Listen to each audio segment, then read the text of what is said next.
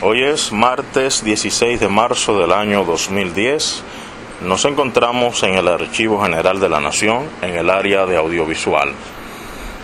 En esta ocasión tenemos nueva vez un interesante encuentro con el doctor Marcio Veloz Maggiolo, profesor de mucha data, catedrático, científico y sobre todo el más prolífero de nuestros escritores dominicanos contemporáneos.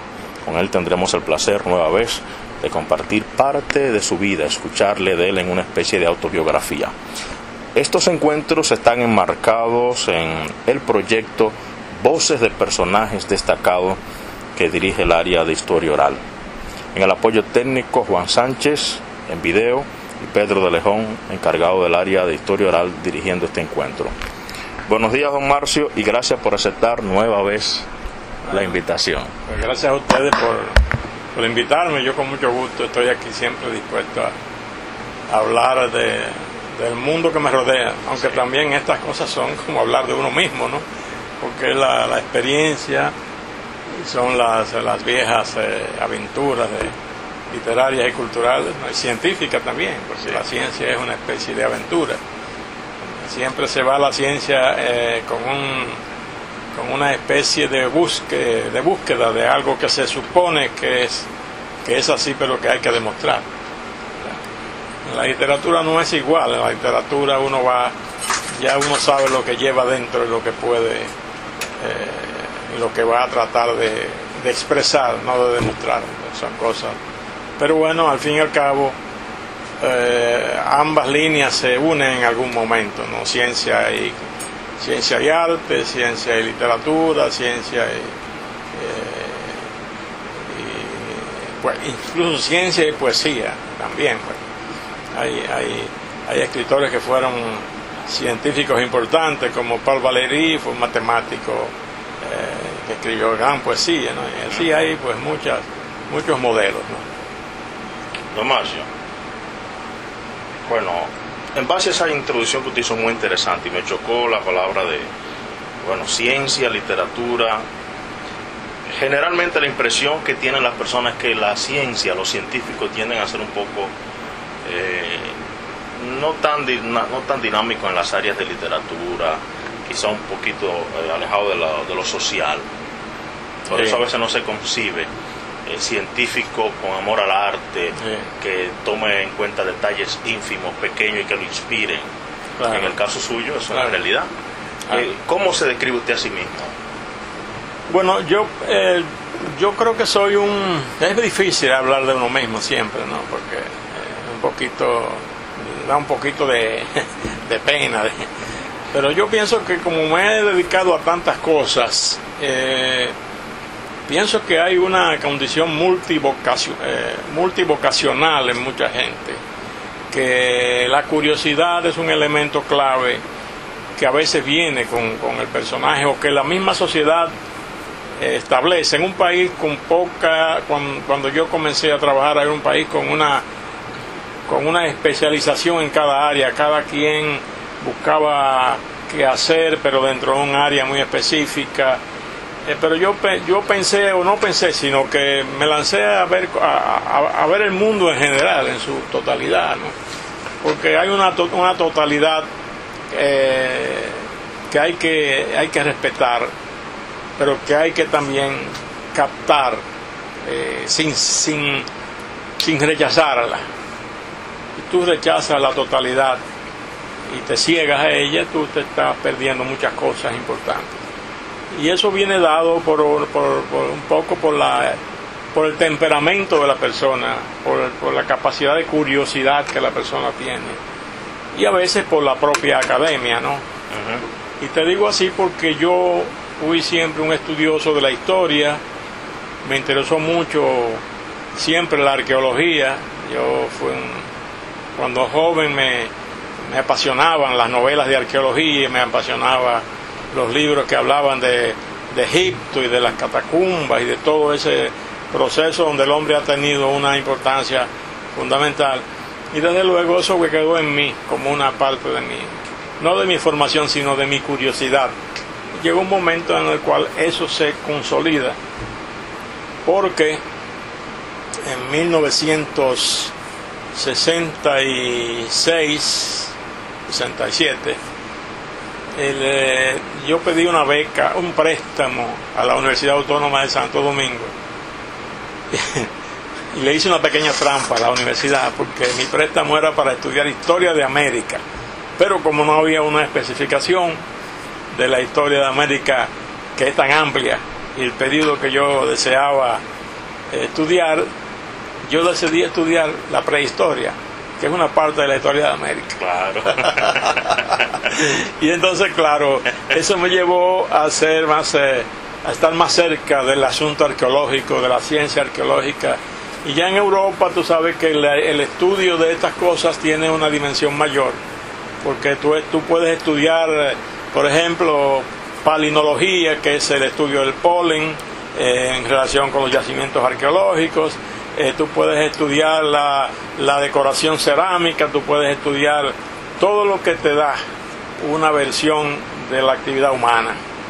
Y entonces me entusiasmé y dije, bueno, pero aquí hay toda una serie de obras que son obras arqueológicas en per se, fragmentos de cerámica, formas de vasija, restos de comida, restos humanos.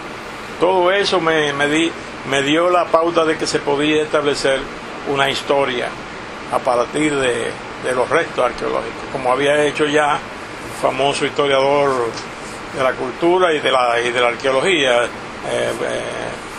australiano llamado Bert Gordon Childe. Childe dijo, bueno, la arqueología es también historia, lo que pasa es que hay que saber leerla. Es decir, usted lee la historia en los libros de texto o en las obras literarias o en donde quiera que la pueda leer, y las lee, pero escrito. El documento escrito fue siempre, antes de Gordon Childe, el documento escrito fue siempre el documento básico del historiador. ¿Por qué? Porque el documento escrito te da ya desmenuzada hasta cierto punto la historia. Te dice, bueno, en el año tal, y tú puedes entonces establecer una serie de... Pero el documento no escrito, que es el documento más antiguo, porque yo siempre he dicho, bueno, la historia del documento escrito tiene 5 o 6 mil años, vamos un poco atrás quizás, pero la historia de los documentos no escritos tiene millones de años. Es decir, la humanidad maneja documentos que son apenas un 1 o un 2% de lo que hay que se puede leer, pero la otra parte, la de la humanidad vieja anterior de millones de años, no está escrita. Entonces, ¿cómo la vamos a leer? Bueno, a través del dato arqueológico. No solamente el dato arqueológico, la vamos a leer a través del estudio del polen fósil, que es muy importante para establecer cómo era un bosque, qué la gente comía, cómo eran los espacios ecológicos en un momento, hace 1 millón, 2 millones de años, que ahora no son. ¿Cómo era el desierto de Sahara? Era una zona importante de carácter agrícola, es decir, se secó en los últimos 100.000 años. Lo que es hoy el Sahara es el resultado de una transformación. Pero si tú estudias el polen del Sahara, como se ha hecho, tú te das cuenta que había vegetación, que había sembrados, que había plantas, que había un mundo, y eso es parte de la historia. Eso antes no se tomaba en cuenta, pero en la medida en que se ha ido incorporando la tecnología, se ha ido incorporando también la interpretación, porque cuando tú encuentras polen, por ejemplo, de un tipo de vegetación, tú dices, bueno, pero el clima entonces era de este modo, era un clima así. Tú puedes reconstruir el clima porque tú conoces los climas donde se da esa vegetación en la actualidad. Entonces quiere decir que eso es un factor fundamental para estudiar la prehistoria. No es solamente que los taínos tenían y que sembraban, no, también es saber las características de una sociedad. Entonces, eso trae como consecuencia lo que se ha llamado arqueología social. ¿Qué es la arqueología social? ¿Qué es la línea en la que yo me he inscrito? ¿Verdad? Y algunos de mis alumnos que ya no están, se inscribieron, y profesores que yo he tenido como Mario Sonoja, Iraida Vargas, los propios, yo tuve muy buena relación y la tengo con Smithsonian, con gente que ha trabajado mucho la parte selvática, como Betty Meggers y el difunto Clifford Evans de Smithsonian, que nos dieron mucho apoyo.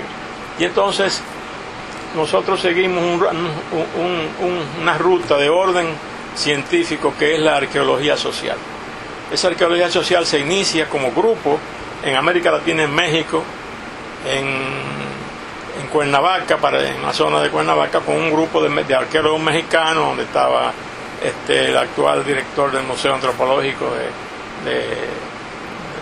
de México, que fue hijo de dominicanos, Matos, el profesor Matos, y otros investigadores del área como Luis Lumbreras de Perú, que así fue un gran promotor y sigue siendo un promotor de esta línea.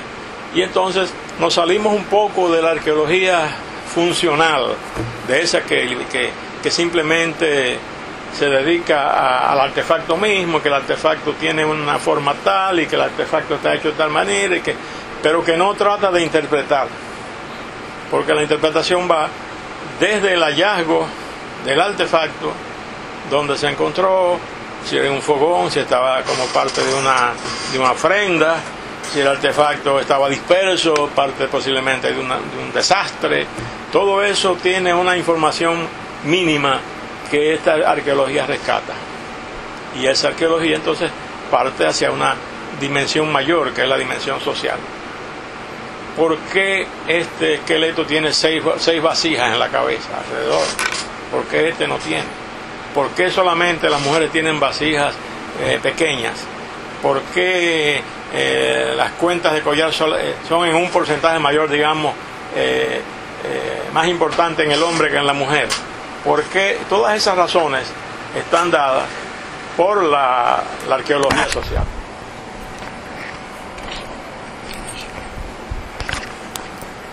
Hacemos una pausa.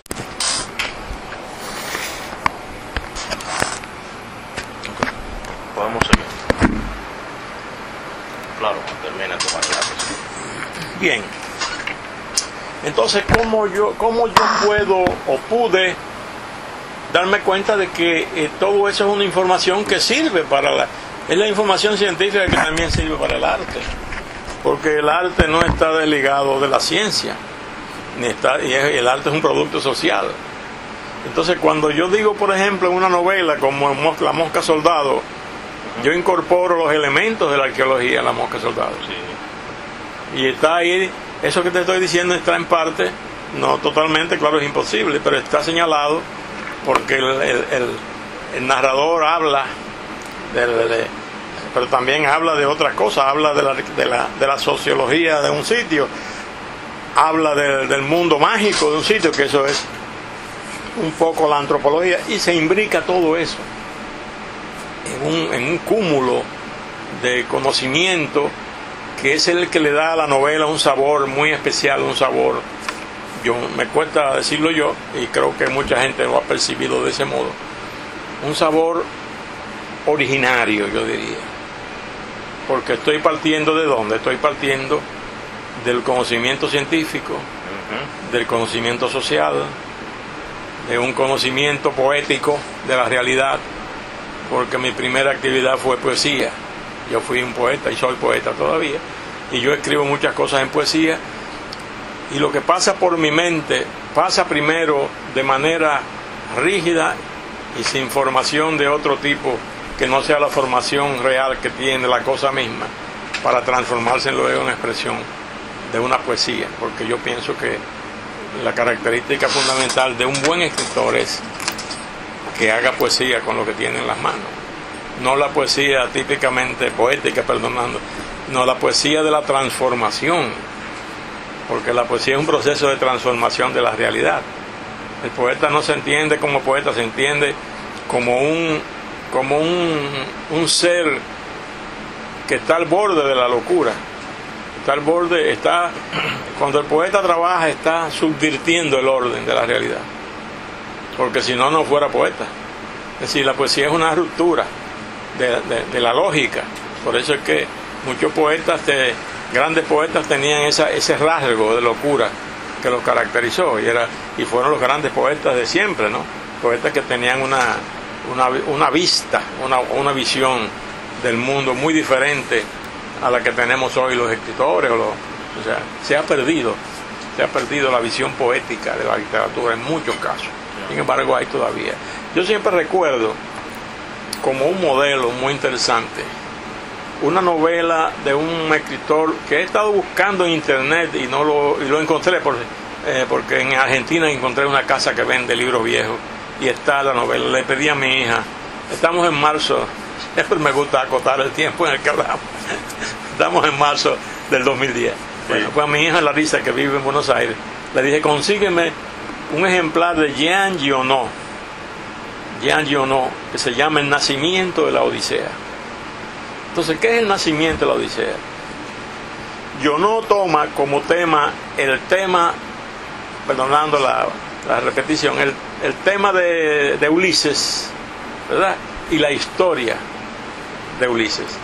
Pero parte de un mentiroso que nunca viajó a ningún sitio y que se inventa eso, ¿no? Como se inventó Salgari los viajes que hacía que nunca hizo. Lo más lejos que yo fue a Nápoles en un barco. Sin embargo, era el hombre que escribía sobre los piratas, los capitanes. Sí. Simplemente recopilaba lo que estaba en el mundo actual, los descubrimientos, y entonces Salgari, lo que hacía él, tenía hasta su gorra y su pipa. Yo tengo una foto vieja de Salgari, yo lo tengo en mi escrito, en donde escribo, porque siempre fue uno de mis escritores favoritos, ¿no? Cuando era muchacho.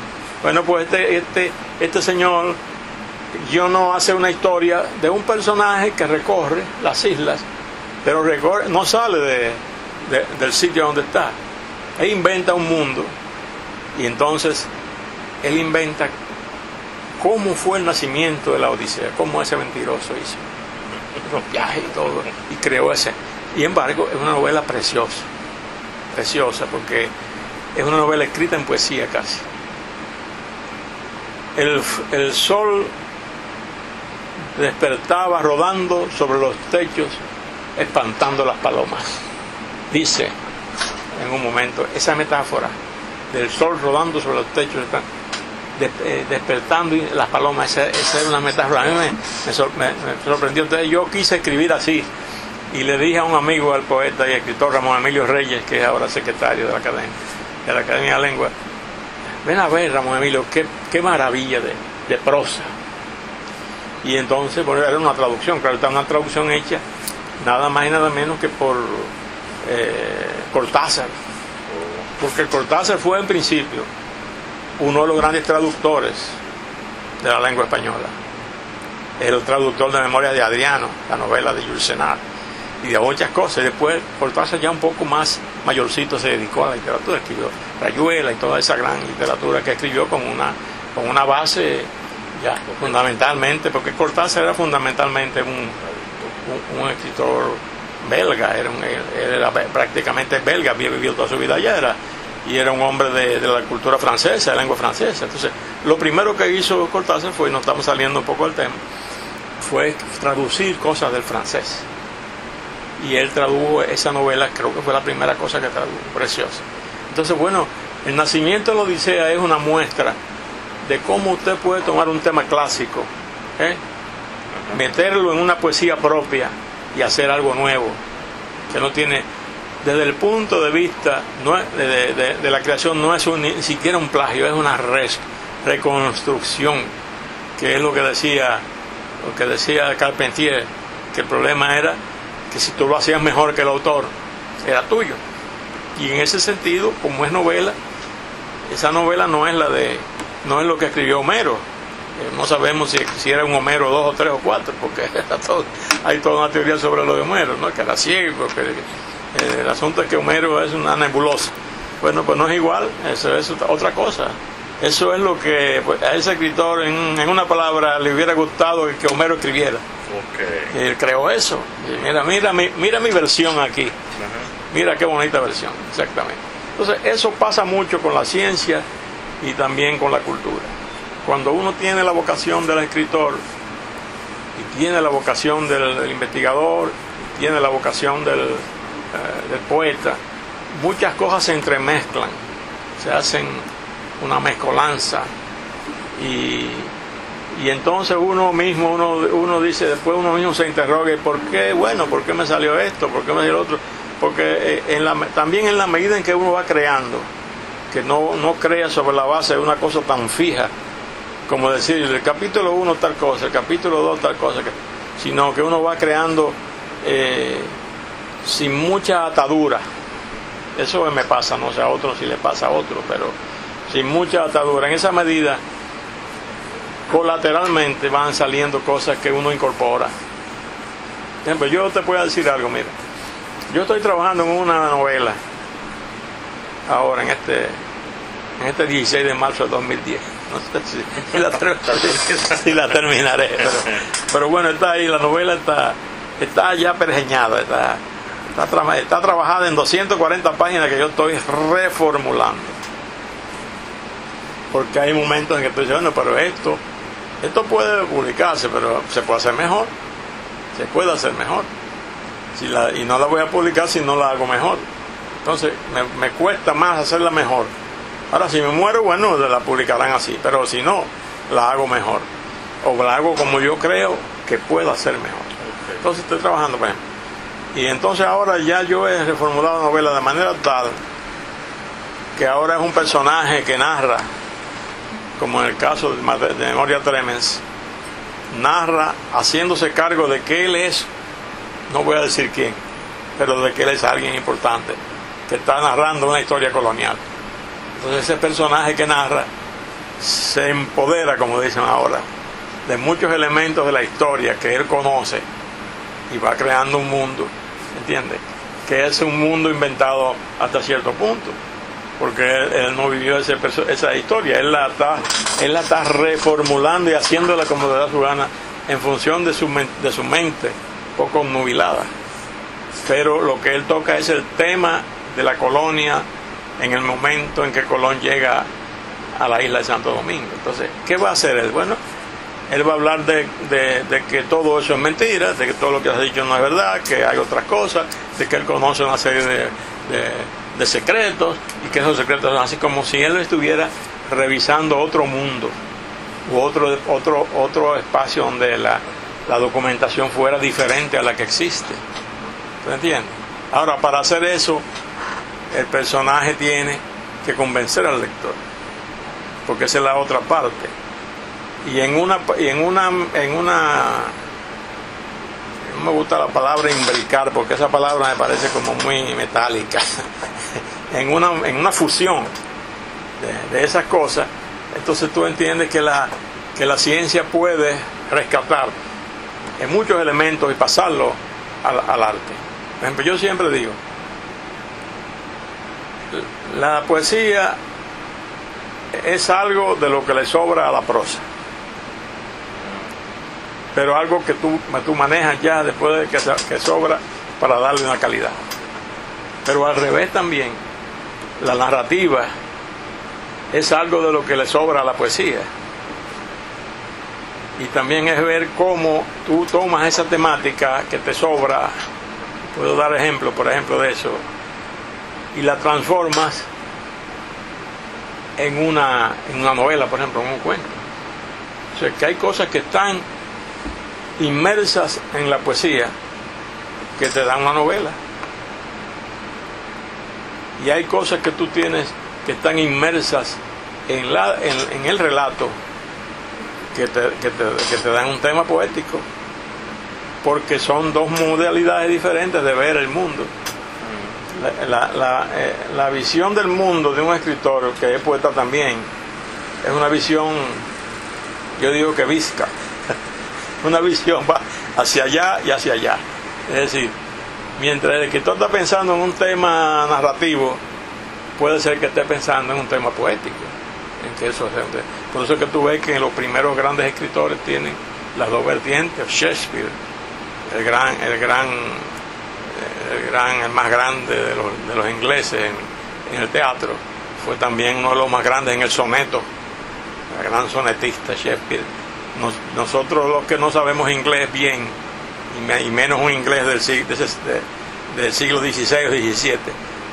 No podemos captar ahora, pero los que saben le dan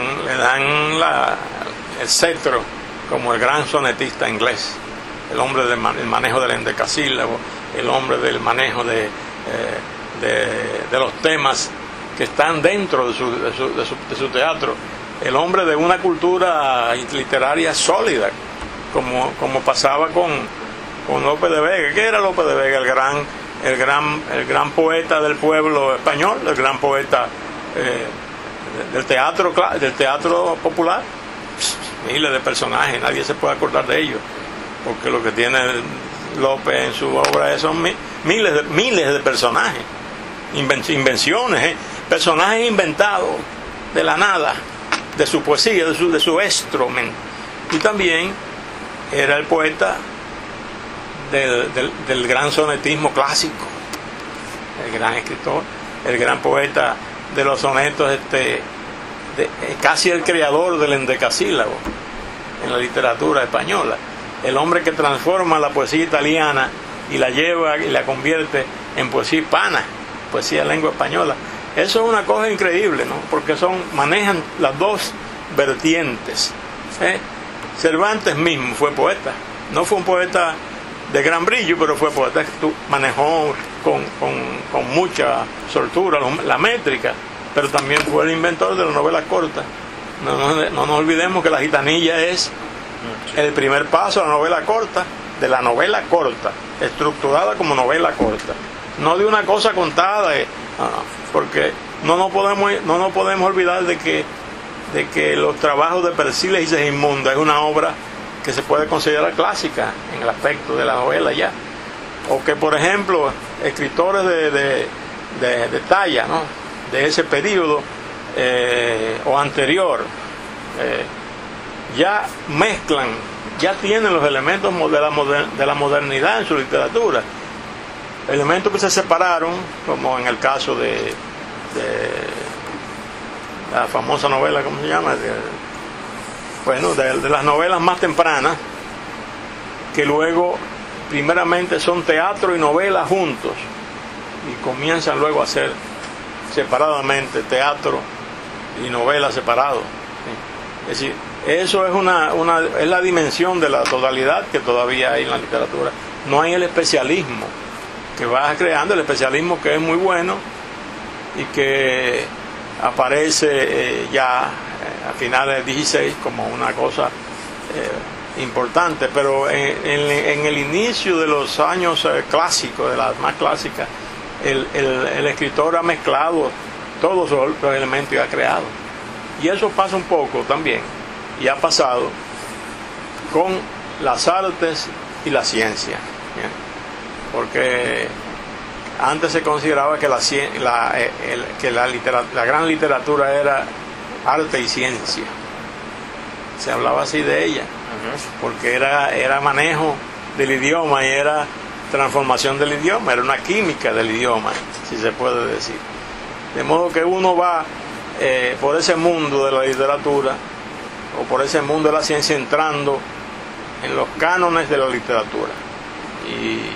Y en ese aspecto, por ejemplo, yo narro, por ejemplo, en mis novelas, no me salgo de los resultados de muchas cosas que son posteriores a mis estudios en España. Por ejemplo, mi novela que se titula La biografía difusa de Sombra Castañeda, que es una novela que mucha gente no entendió en este país, tuvo que publicarse y salir. Esa novela es la historia colonial y dominicana desde el comienzo prehistórico hasta hoy, porque es un personaje que se narra a sí mismo. Sombra Castañeda no es más que la sombra de la dictadura, es la muerte de Trujillo, es el espíritu del jefe tratando de sobreexistir como está tratando hoy. Por eso la novela es hoy importante que se lea, porque Sombra Castañeda es la permanencia de la dictadura desde el más allá, desde un punto en la zona, un punto misterioso de la sierra de Martín García, ya cerca de Asua, donde vamos a celebrar el 19 de marzo dentro de poco.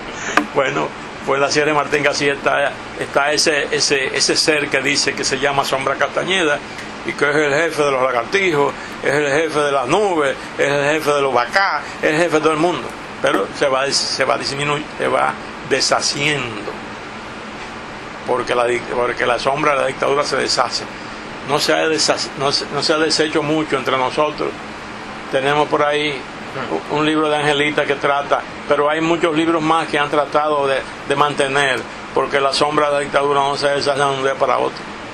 Quedan todavía en países como Chile, por ejemplo, queda la estructura que te dejó Pinochet, económica, social, que dicen que es buena, los chilenos dicen que es buena, y entonces en Argentina queda todavía el peronismo a través de todos esos presidentes que son todos peronistas, y el peronismo sigue, y todavía la presidencia de Chile está en manos de la señora Kirchner, y anteriormente de su marido y de los anteriores presidentes, cada peronismo con su manera de ser, porque eso es muy interesante, ¿no? Cómo esa sombra, la sombra de Castañeda, se presenta totalmente transformable por los propios usuarios.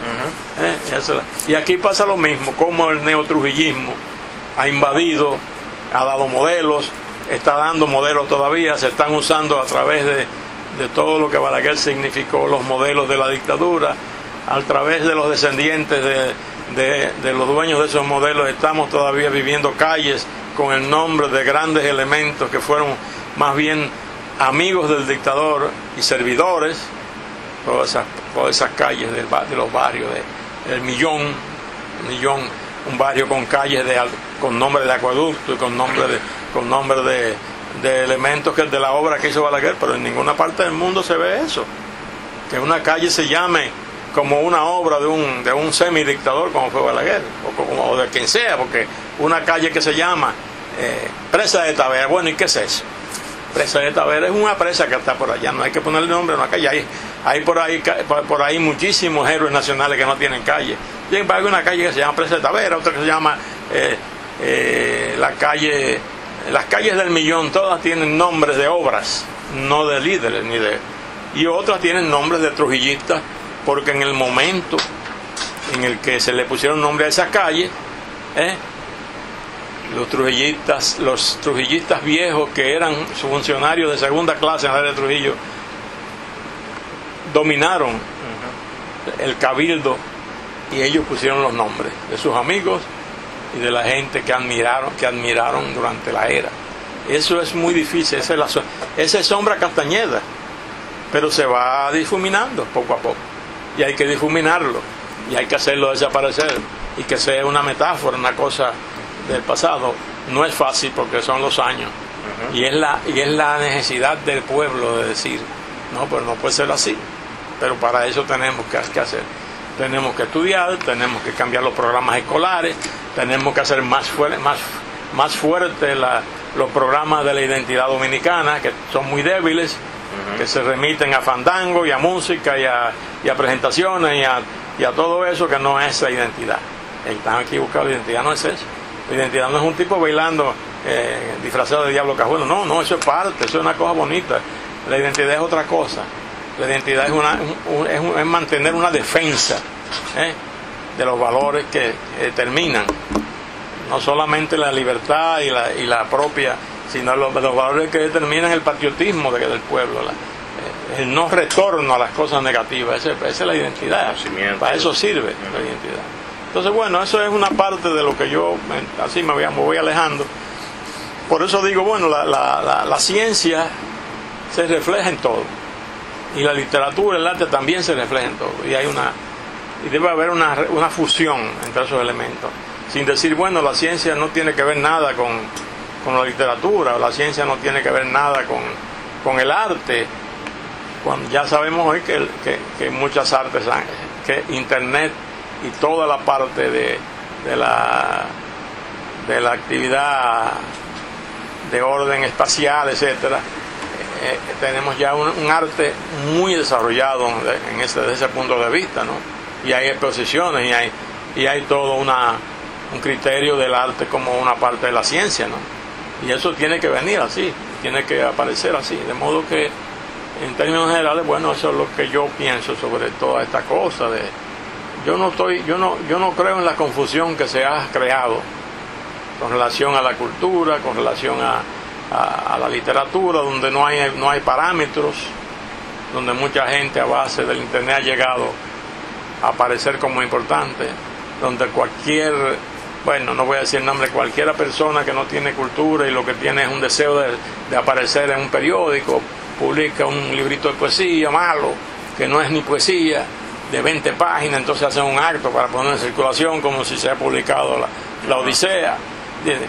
O un libro importante de Shakespeare, un libro importante de quien sea, y eso es lo que llamo yo la pérdida de los parámetros, porque usted está perdiendo, te está dando un ejemplo. Además, la sociedad que asiste a esos actos, a los cuales yo no voy, está dando un ejemplo de conformidad con la mediocridad, y eso es terrible, porque eso le enseña a la mayoría de la gente que no sabe lo que es el arte, que no sabe lo que es la cultura, que no sabe lo que es la ciencia, le enseña que cualquier cosa es lo que llaman arte, o cualquier cosa es lo que llaman literatura, y eso puede ser un modelo, terminar siendo un modelo, ¿verdad?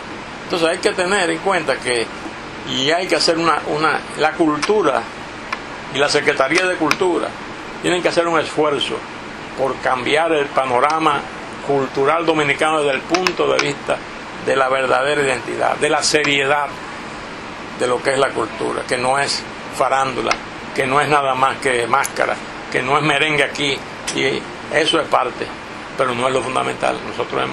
Sobre eso podemos hablar muy largamente, porque eso viene dándose desde los años 50 en adelante con una permanente revocación de lo que eran nuestras tradiciones más queridas. Doctor, ¿es consciente usted de que su trabajo, usted mismo al hablar, influye en la superación de los paradigmas? ¿Es consciente usted de eso, de que su trabajo, sus novelas, sus personajes? Bueno, si no influye, mi idea ha sido esa. Okay. Mi idea ha sido esa, sí.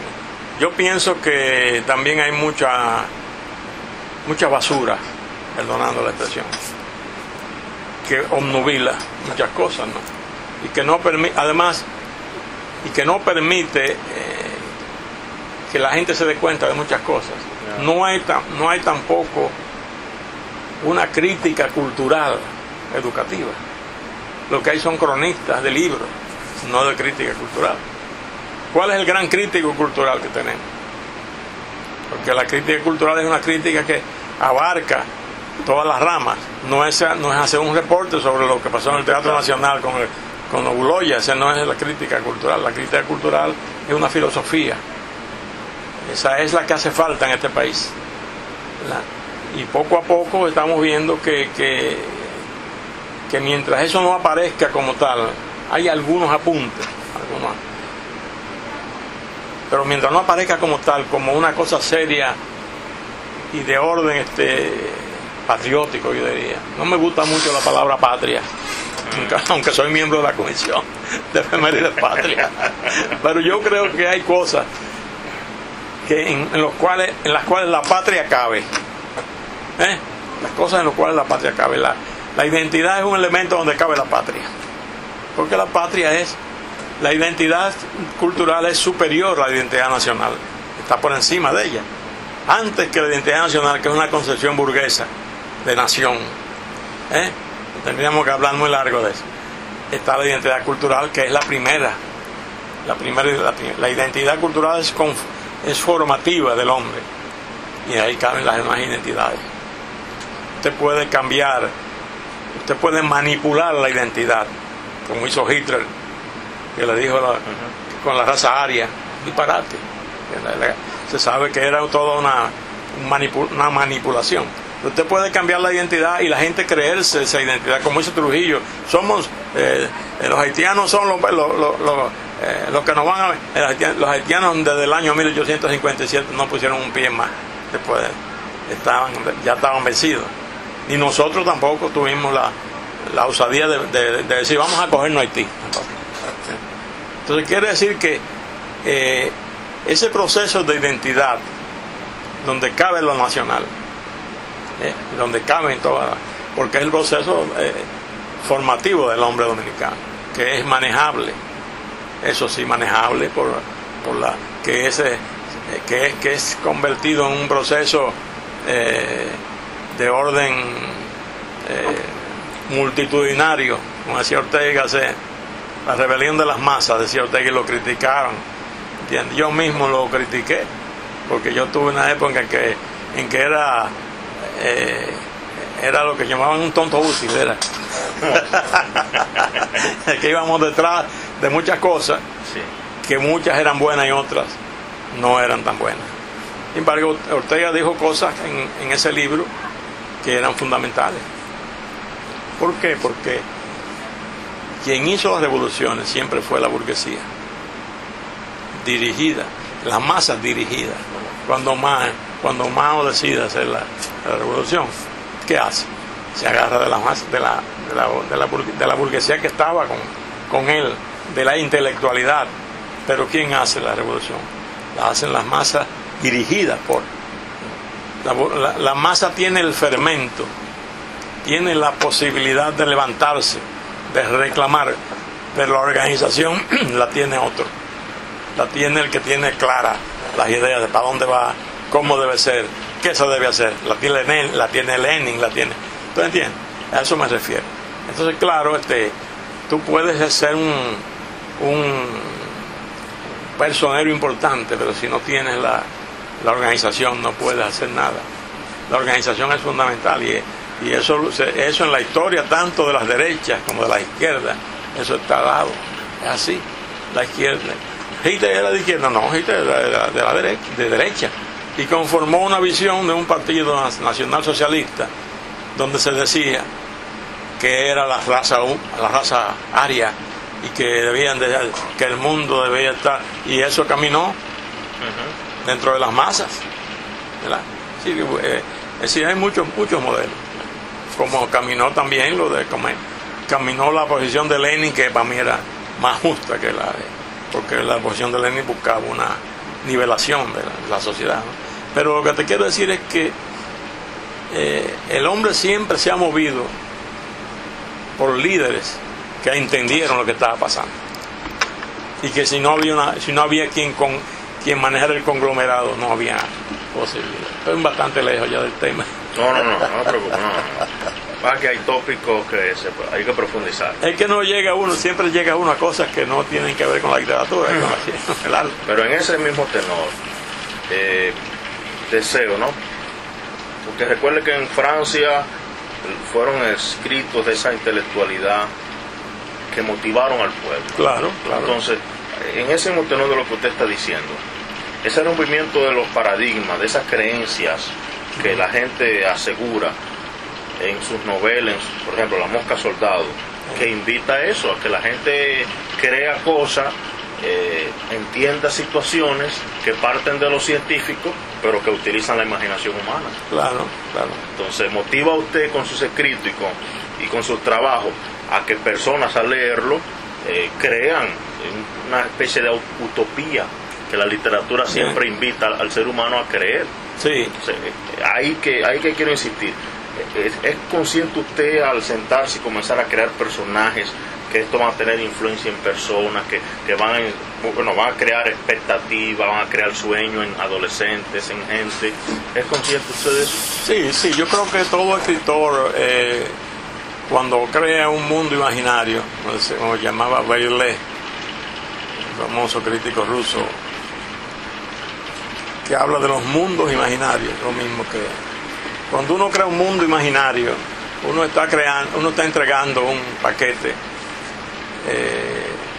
que el lector acepta o rechaza. Si lo acepta, ya el escritor dio en el blanco.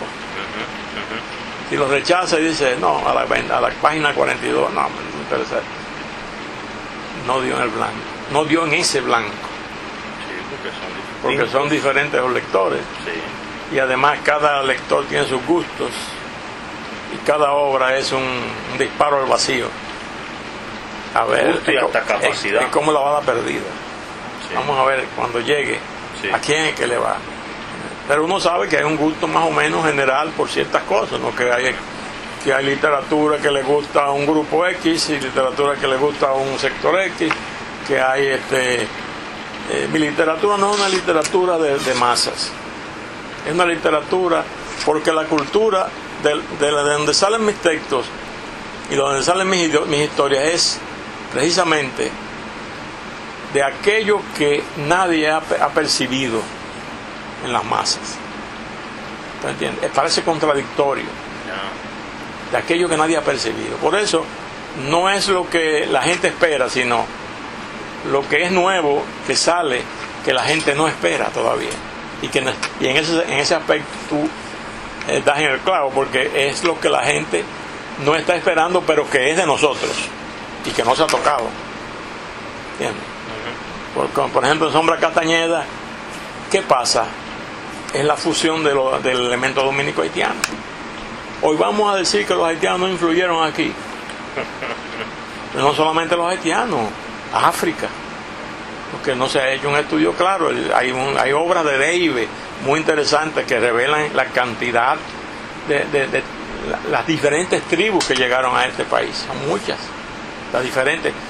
Y esos elementos están presentes en la cultura dominicana, no se pueden eliminar, pero también está el elemento español y está el mestizaje que ha hecho una transformación de muchas cosas, de indio, español, pero hay 3 siglos o 4 de apertura de lo que luego fue la frontera. La gente cree que hubo frontera siempre, no. Por esa frontera pasó todo el que quiso y desde esa frontera se hicieron todas las guerras. Entonces cuando se establece en 1777 la línea, ya hay una historia que no es fronteriza, es una historia de migraciones, de aquí para allá, de allá para acá. Por lo tanto, por eso somos nosotros el país más mestizo del Caribe. No es Cuba ni Puerto Rico, somos nosotros. Pero es porque hay una historia paralela de ocupación francesa y ocupación donde se producen los elementos más importantes del mestizaje, con la isla Tortuga, con toda la parte de la piratería, con toda una serie de elementos como por ejemplo lenguas pidgins, mezcla de diversos tipos, holandés, inglés, francés, para entenderse desde el ámbito comercial, porque no todos hablan lenguas africanas, porque no todos los africanos hablaban la misma lengua. El creol haitiano es tardío ya. Es con la unificación que se unifica el creol. Pero todo el mundo no hablaba, cuando se produce en 1804 la independencia, todo el mundo no hablaba creol. Porque había tribus, congos, manicongos, o sea, había 10 o 12, 15 tribus que hablaban lenguas diferentes, por lo tanto había que inventar una manera de entenderse que no era perfecta, y el creol emerge en esa relación, ¿entiendes? De orden cultural. Todo eso es muy importante que saberlo, porque nosotros aquí hablamos muchas tonterías sobre la cultura dominico-haitiana, pero también hay la cultura del contacto dominico-africano. Aquí se fundan pueblos llegados de Haití, por ejemplo Los Minas, es un pueblo de esclavos escapados que los jesuitas le dan un espacio y le dicen, bueno, ustedes van a hacer esto, y le dan las reglas. Y eso pasó no una vez. Aquí se fundan pueblos que son pueblos canarios, que son pueblos traídos en el siglo XVIII para oponerlos a lo que está pasando en Haití, que es el levantamiento de esclavos. Pero los canarios no son españoles, ya son mestizos, porque hay mucha influencia de los guanches y de los negros también. El canario es otra, y tiene una cultura diferente, tiene otro manejo de la familia que no es el mismo de la España continental, es otra. O sea, todo eso se mezcla.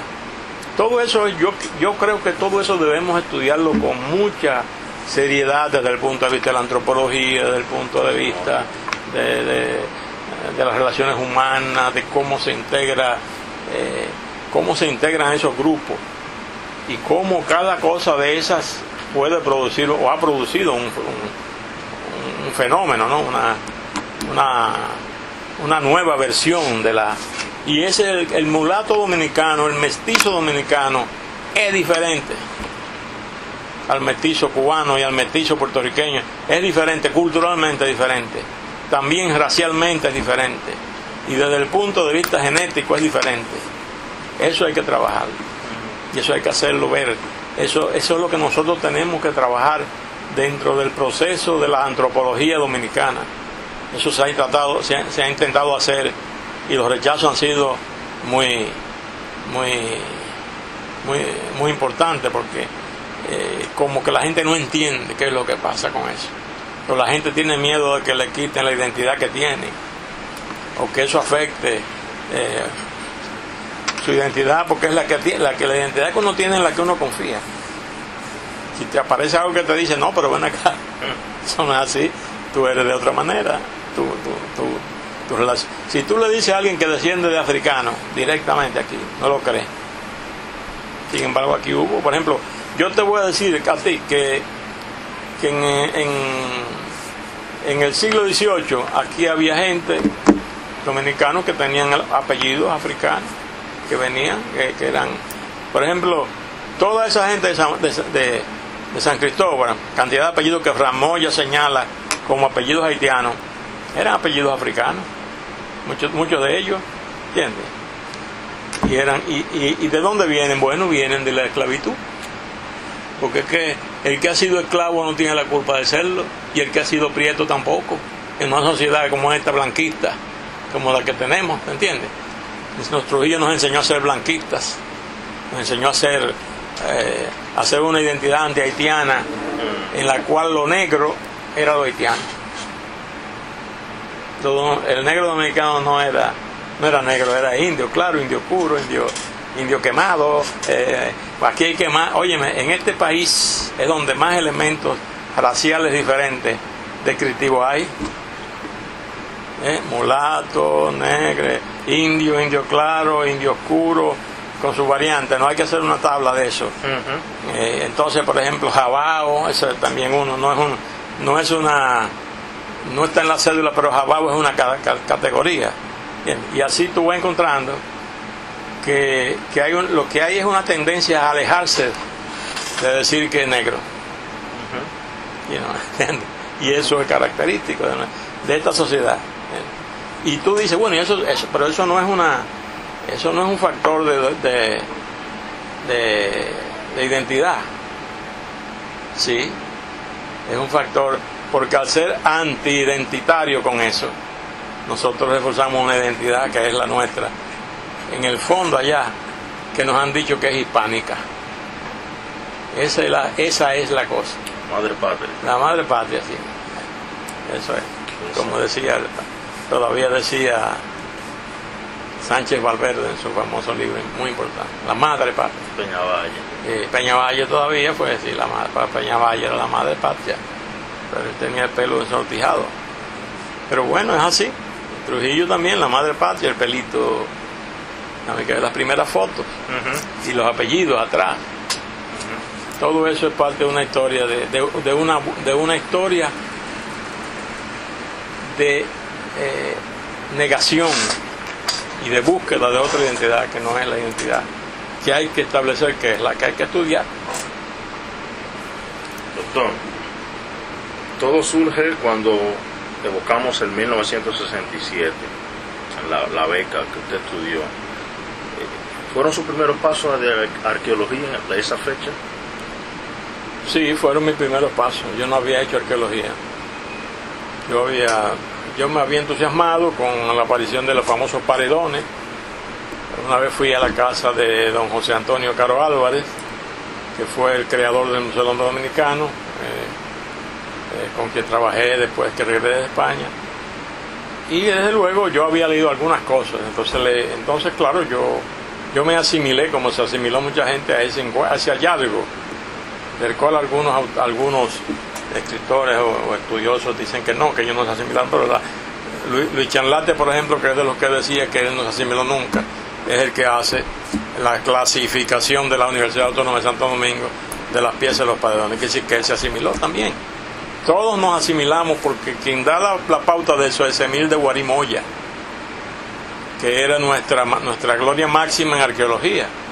Había trabajado con José María Cruzent, Cruzent era realmente uno de los organizadores de la arqueología venezolana, se llevaba un poco de las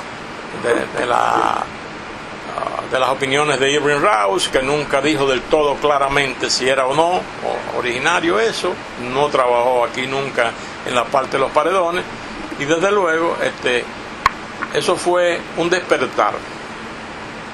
Fue negativo porque engañó a mucha gente conocida, y el propio Guarí, que estaba enfermo ya, le clasificó eso como una realidad, y se le mandó una prueba de radiocarbono a hacer. No sé, la prueba no funcionó bien. El asunto es que la aparición de los paredones trajo a la vida cultural dominicana algo sorpresivo, y ese algo sorpresivo cubrió todo el país, y toda la gente que tenía un deseo de cultura y de aprender.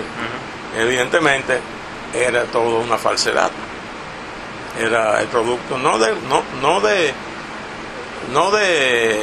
Benji, que Benji fue un gran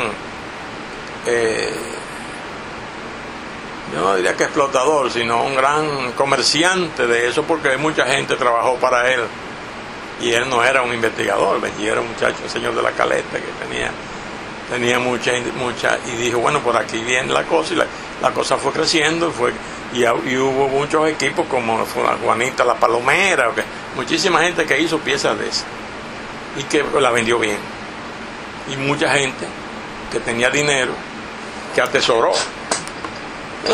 Don José Antonio Caro atesoró muchas de esas piezas, y déjame decirte, en el fenómeno de orden estético había cosas muy buenas. Yo nunca apoyé que la gente botara eso y lo tirara a la basura. Yo siempre pensé que había cosas ahí de importancia y que había que salvar. Todavía hay gente que tiene cosas muy buenas. Así que cuando eso reventó como una falsificación, yo estaba ya en España estudiando. Pero yo estaba estudiando, fíjate cómo es la cosa, en parte impulsado por ese descubrimiento de los paredones. Yo dije, bueno, pero esto es una cosa tan grande. Entonces me interesé, me entusiasmé, y eso fue el motivo de mi viaje, en parte, a estudiar arqueología en España. Eso. Así que yo no digo que eso es tan negativo. Yo pienso que también hubo cosas, en el hallazgo hubo cosas positivas, hubo un interés de García Arévalo, de mucha gente, por la arqueología.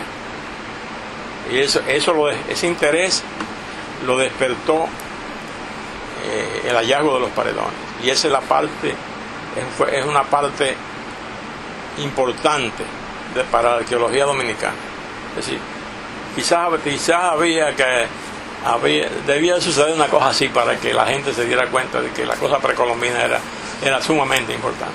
Entonces yo pienso que tiene sus cosas buenas y sus cosas malas, ¿te entiendes? Y en ese aspecto, bueno, pues cuando yo estaba en España, yo escribí en una revista Mundo Nuevo, una revista española, hispánica, de cultura hispánica, un artículo sobre los paredones, y ahí emití teorías y cosas de orden muy aventurado, porque yo en ese momento no era un graduado, yo no había estudiado, yo me precipité. Yo diría, bueno, no me arrepiento, porque muchas de esas cosas que yo dije permanecen como cosas estéticas, porque hay un análisis de las piezas, de lo que representa. Entonces está bien, eso no se hizo mucho sobre eso. Ahora, los paredones llegó un momento en que, como era una cosa de orden muy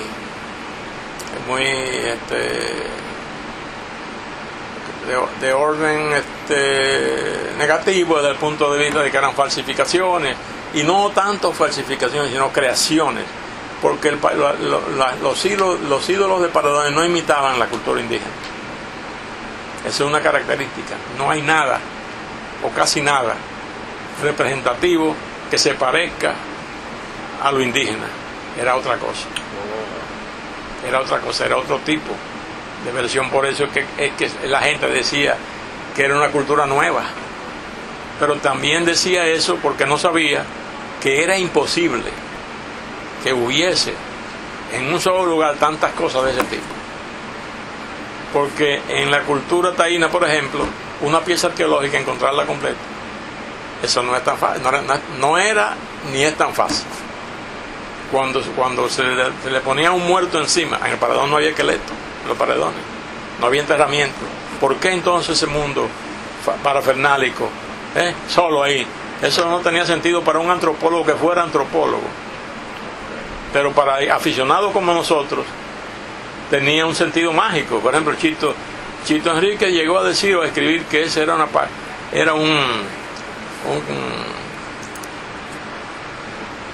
¿cómo era que decía? ¿No? Una especie así como de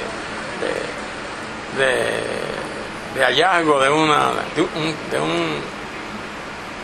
no recuerdo el nombre, pero era como que había una ruptura social al punto tal que la gente llevó ídolos para, como si estuviéramos en una sociedad de grandes estructuras, como debía suponerse que fuera, si fuera así. Una hecatombe mágico religiosa fue lo que él dijo. No había hecatombe, porque no había la sociedad que soportara esa hecatombe. ¿Dónde estaba? ¿Dónde estaban los artefactos? ¿Dónde estaban los sitios de orden, de comida, de residuos? No había nada más que eso, pieza. Hasta que llegó, bueno, ya se descubrió que era. Pero ya cuando se descubrió, ya la gente. Entonces la gente, ¿qué le pasó al coleccionista? Rechazó y odió eso. Muchos votaron esa pieza.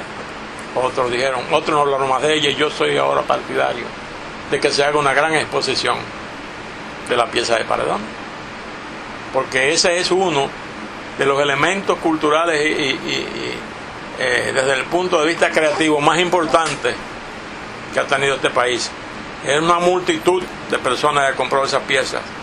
La Universidad Autónoma tiene piezas de esas guardadas, todavía no sé dónde están, pero no solamente una multitud, una cantidad de personas que amaban la cultura, que se hicieron dueñas de piezas importantes. Entonces, ¿por qué no vamos a hacer una presentación claramente, honestamente, y vamos a decir, sí, aquí están las piezas con las que fuimos engañados, pero nosotros creemos que fue un empuje importante para la cultura dominicana, el que cantidad de creadores populares se dedicaran a hacer obras de arte? ¿Y dónde se ha producido eso masivamente? En ninguna parte. Aquí. Entonces, esa es la parte que hay que analizar de los paredones. Eso tiene que ver mucho con la característica creativa del dominicano. Porque eran piedras talladas, eran estalactitas y eran estalagmitas, y eran piedras que había que modificar, y había que lijar, y había que transformar. Y eso es parte de una creación estética. ¿Para qué? No para engañar, para sobrevivir. Porque esa gente no tenía el deseo de engañar a nadie, sino de sobrevivir.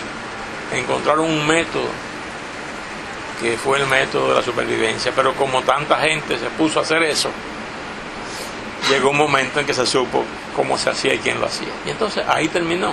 Pero hoy ya en la distancia, estamos hablando del año 1967, 68, no me acuerdo. Sí, pero ya han pasado muchos años. Y ya es hora de rescatar una serie de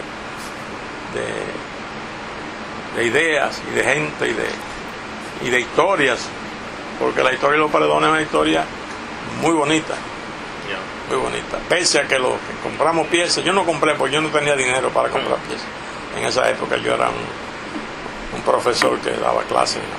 Pero los que compraron piezas y odiaron esa compra, se hicieron esa autocrítica casi vergonzosa. No se daban cuenta de que estaban comprando una obra de arte importante. Entonces, esa es un poco la historia de los Paredones. A partir de los Paredones me fui yo a España.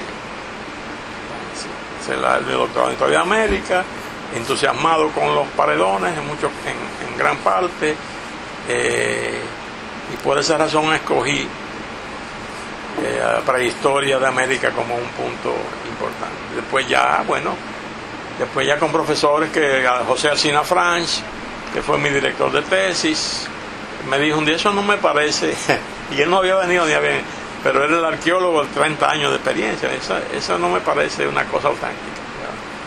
Yo lo dudo, me puso en duda.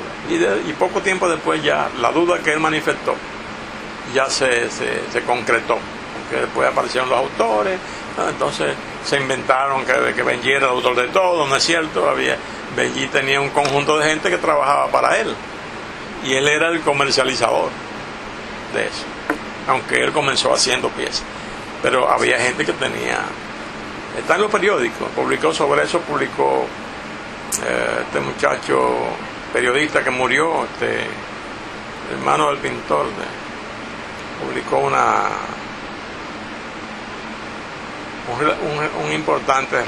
serie de importantes reportajes. Doña María Ugarte publicó también.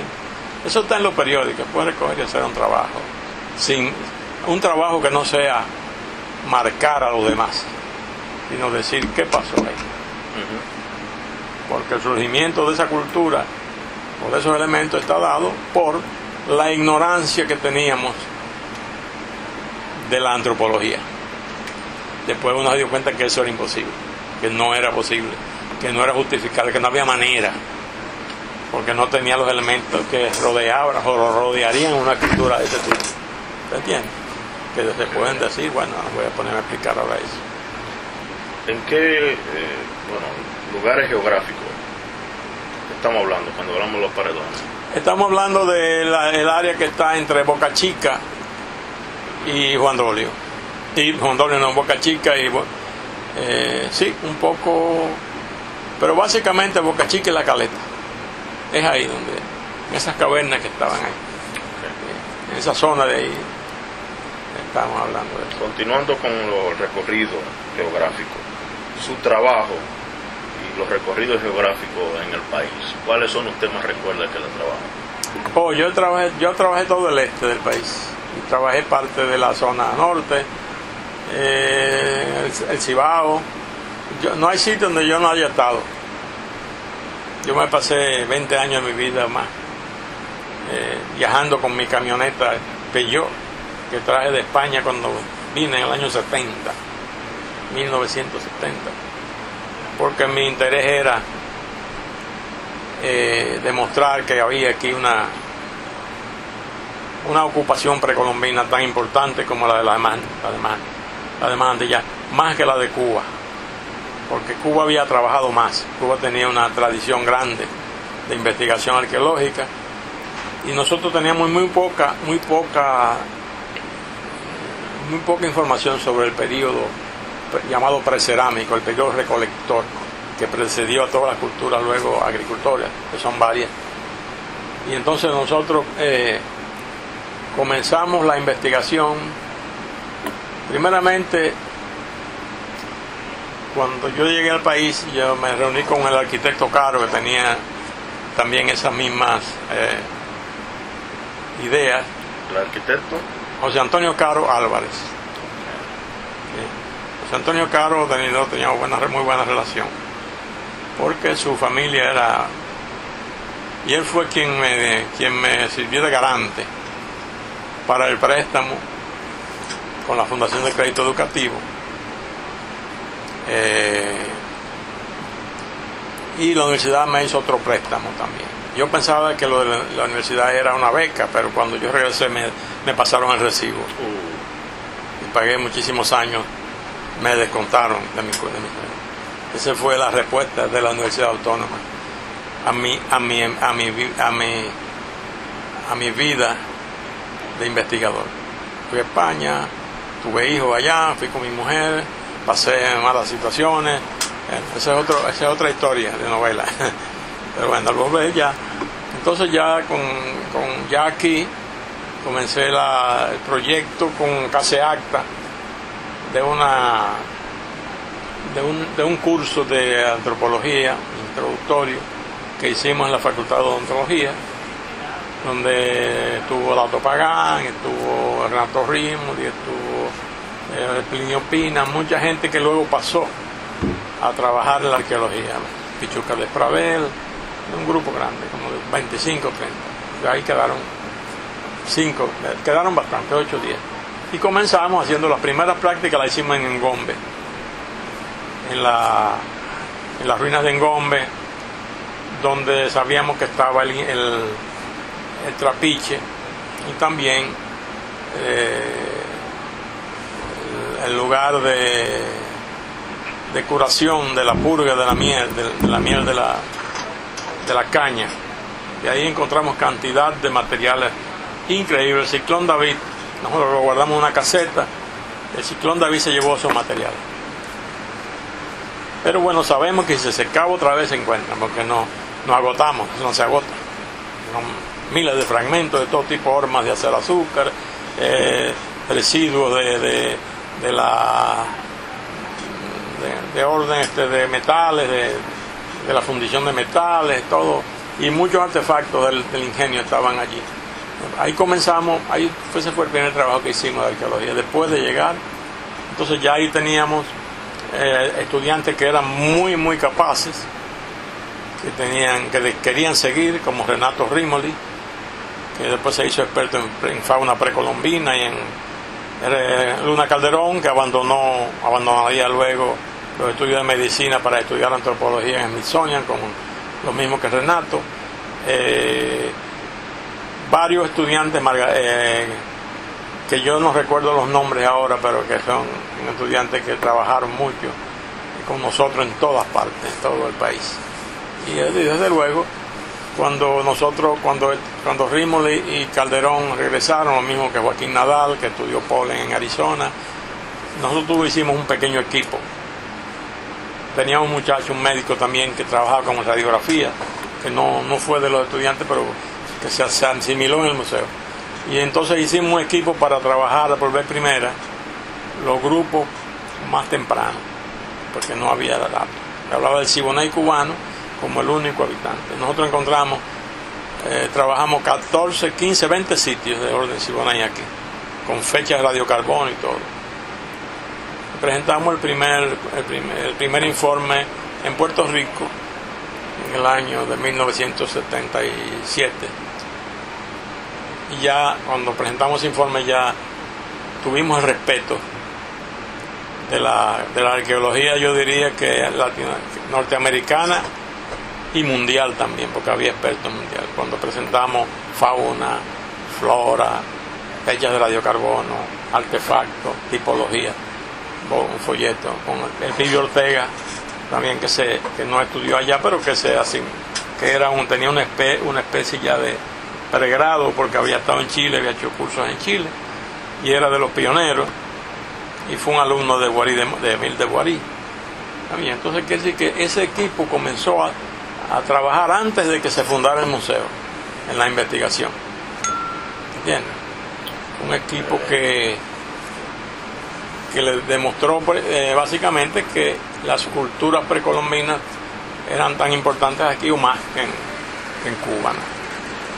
Y nosotros escribimos después un libro titulado en el año 1976, en 2 volúmenes, cuando era rector Guarocuya Batista, para la universidad, que se llamó Medio Ambiente y Adaptación Humana en la Prehistoria de Santo Domingo, donde estudiamos la adaptación humana.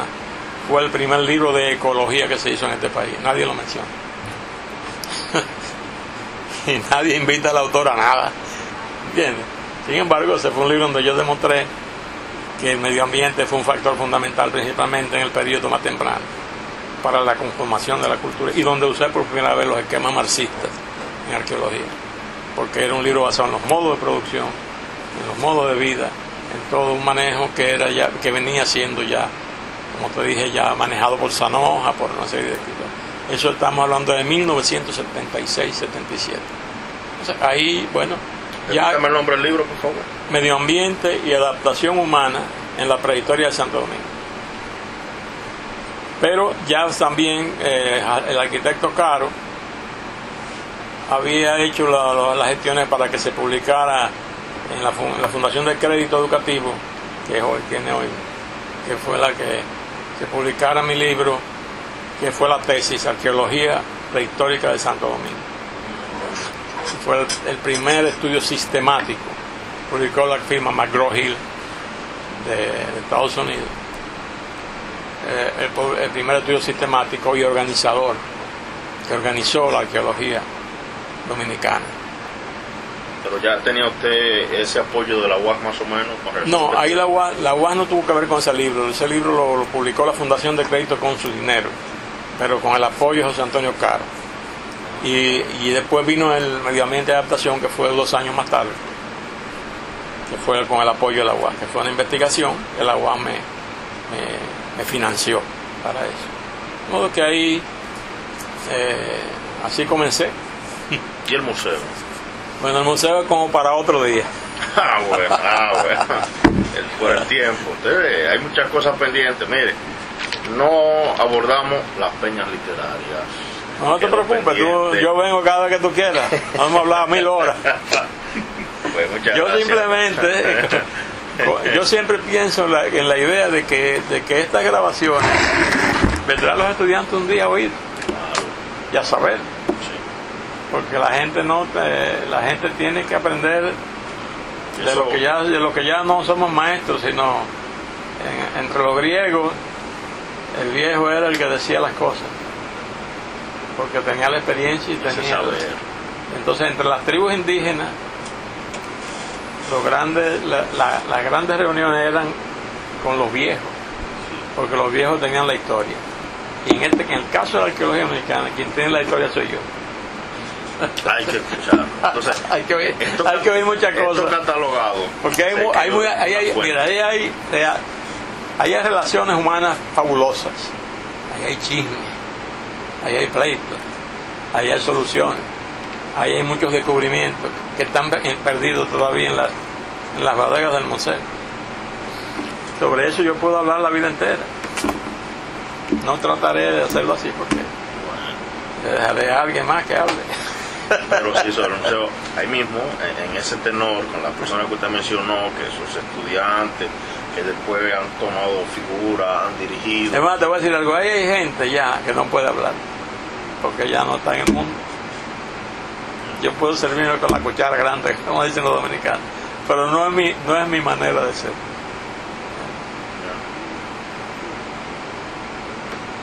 Teorías ahí comparar, porque algunas de esas personas, alumnos suyos que han tenido posiciones, han escrito, han dicho. No, hay muchos alumnos míos. Ahí está José Guerrero, fue mi alumno en el museo.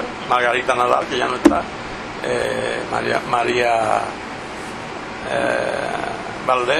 María Luisa Valdés, que es la esposa de Pelle Guzmán, fue mi alumno. Y esa gente trabajaron en arqueología, hicieron un buen trabajo. Pero cuando eran estudiantes, no bajo nuestra dirección, pero todavía se puede hablar de ellos. Y en la medida de lo posible, algunos de sus trabajos que muestren el mapa geográfico de su escenario de trabajo para uno ubicarlo en la catalogación que se va a hacer de estos lugares que usted ya Sí, no, yo te voy a decir punto por punto. Pues para no seguir abusando ya por el día de hoy, damos por terminado este interesante encuentro hoy martes 16 de marzo del año 2010. Personaje destacado, doctor Marcio Veloz Maggiolo.